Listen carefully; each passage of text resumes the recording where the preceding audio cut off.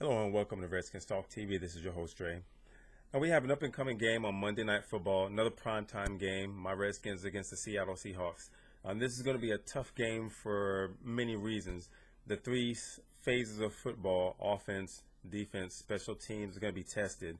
Now on offense, we have to go against a very dangerous Marshawn Lynch at running back with a very intelligent young quarterback in Russell Wilson who can really make things happen, Superbowl champion. And then we have the likes of Percy Harvins and Golden Tate at wide receiver, who have a very good offensive line that can protect the quarterback. The tight end I'm not too aware of, but in order for us to win, our defense is going to have to be able to apply pressure, especially when it comes up to the middle, because Russell Wilson, he's not really necessarily a running quarterback, but he can run. He's very elusive. He makes really good decisions in the pocket. Which is one of the reasons why he was able to lead his team to a Super Bowl along with that very staunch defense. Now, getting that pressure up the middle is going to be the job of Jason Hatcher and whoever else is going to be up the middle. Also going to need a pass rush off of the edge from Ryan Kerrigan and Brian Orakpo. Orakpo, he hasn't really shown much this season. I really like him as a linebacker. I don't know if maybe it would have been better to switch to a 3-4 defense where he got his hands down on the dirt, into a three-point stance to rush the passer. But the 3-4 defense that we're running, they've done a decent job this season, which is a surprise. Last Thursday was somewhat of an anomaly because the defense just couldn't get the hell off the field. But in order for us to get under Russell Wilson's skin, we're going to have to get a lot of pressure, especially up the middle, because if the Seattle offensive line is able to open up a gap, and if things break down, Russell Wilson, he can and will take off, and he's very tricky to get in the open field. He's very elusive once again. With Percy Harvins, because he's an X factor, so they're going to line him up in many different positions, from the running back position, a couple of gadget plays with end arounds. Our defensive backs, corners, are going to have to press up. Now, the thing about the wide receivers for the Seahawks, they're not big Calvin Johnson-esque type guys that are going to push you off at the line of scrimmage. So it's going to be imperative for Breland or for Emerson, whoever's going to line up across from him, to be physical within that first 5 yards at the line of scrimmage, to jam them up at the snap of the ball, especially on those passing plays, just throw off the timing. And I say this a lot because this is what's going to help our defensive line, and that'll probably be the theme each and every week, because when I'm watching other games, you see the defenders, usually the defensive backs, staying close to the line of scrimmage and doing their best to play the wide receiver. A very savvy cornerback is able to get into the head of the wide receiver and pass defend against incoming passes, and of course hopefully pick them off. But in this case, because we're not doing too well in the aspect of interceptions, I would at least prefer for our corners to be able to pass defend, because I can easily see Golden Tate and or Percy Harvins getting behind the defenders. Last week was a very bad week for Breland. He got used, and the worst part about it was against the tight end. Yeah, he's a bigger target to cover, but at the same time, for the tight end to get behind a cornerback who has a slight edge on the speed, that should have never happened, but it did. So the score was indicative of poor play on our end as far as the defense. But that's something that we're going to have to look forward to. Also, not letting the tight ends just free off the line of scrimmage, especially when it comes to getting into the red zone, because I can see Brandon Merriweather, where in the last couple of games, he allowed the tight end to get off the line of scrimmage without any type of physical contact within that first 5 yards. The tight end makes an inside move, and just with the timing play, a few seconds after the snap of the ball, the quarterback is releasing the ball, and here you have the tight end in the end zone catching a touchdown. That's how it was the past two games against the Giants and the Eagles. So for Brandon Merriweather, it's a matter of keeping an eye on the receiver and not the quarterback, and let the play come to you. Don't go to the play. That's what a true playmaker is supposed to do. Instead of trying to do too much, they just naturally and instinctively are in the right position. And Brandon Merriweather is constantly out of position, and he's becoming a liability. I mean, he does make some good plays, but on defense, he really needs to buckle down and stay at home where he needs to keep an eye on whoever is running free to prevent them from catching the ball, and of course to make the tackle if someone already has the ball in their hand. And now for offense, Kirk Cousins, terrible gameplay last week, and a lot of people, like I said, wanted to see him come in. Everyone thought that because he did such a fantastic job in the preseason that he can basically take the mantle at quarterback. Joe Theismann even said that he's a better fit, but that game Thursday, Joe Theismann hasn't been heard saying shit because he's too busy eating crow and just doesn't want to admit it. I don't have anything against Kirk Cousins, and as I've said, whoever is under center and hopefully has the opportunity to lead us to a victory, I'm going to cheer for them. So I want Kirk Cousins to be successful, but Kirk is quick to acknowledge that this is Robert's team. I'm looking forward to Robert Griffin III coming back and hopefully picking up where he was starting to get some momentum. He was starting to make better decisions.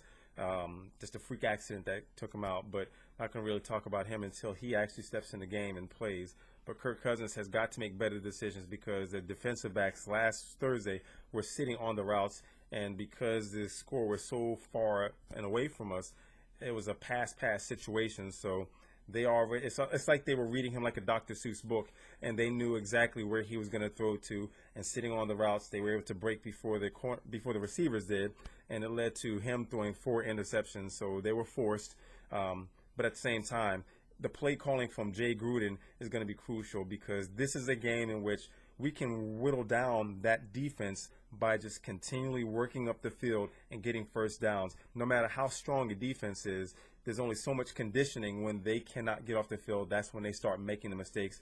And that's the one thing that the Chargers were able to do, is to continue to convert first downs to keep that defense on the field. And next thing you know, mistakes were happening, and you even saw Richard Sherman having a pass thrown at him to where a receiver caught a touchdown. In this game, more than likely, the tight end could be the deciding factor, along with Alfred Morris. Feed him the ball. I constantly say that. Feed Alfred Morris, number 46, the ball, and let him get those, first and shorts, second and shorts, hopefully convert third downs, but take some of that pressure off the offensive line, because this is a very well-oiled machine of a defense with the Seattle Seahawks, and them applying that pressure on the right side. Remember what I tell you this, it's going to come from the right side, and Tyler Columbus is going to, at some point in time, fuck up just like he did last week, and it's going to cause bad things to happen. I don't mean to be, well, actually, I do mean to be overly critical of Tyler Columbus, because I've been saying this since last season. To me, he's like the white version of Stephon Heyer, who, in my opinion, has probably been one of the worst offensive linemen I've ever seen set on the pro football field, and that's Tyler Columbus. He's just a poor technique all around, poor strength and conditioning, always getting bullied by the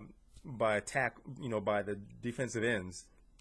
So it's just a damn shame that they didn't bring someone better to fill that spot, given the circumstances from last season when Robert Griffin III didn't do too well. And part of it was his fault, but a lot of it was just the poor play by the offensive line that couldn't help us get going. So running the ball is going to be a crucial. Jordan Reed getting open, because I don't think the linebackers can really cover him, although you have Earl Thomas and Cam Chancellor, very savvy safeties who can keep up with him. Earl Thomas is really fast for a safety. Cam Chancellor, huge, at 6'3", about 230. He's basically like Sean Taylor size. So and he can cover the field quickly and lower a huge hit on the pass catcher. So for us, we're going to have to mix things up, a bit of misdirection and bootlegging, get Kirk Cousins out of the pocket when there's a lot of pressure coming, because once again, it's going to come from the right side, I feel. Who knows what's going to happen if Trent Williams is going to be able to play.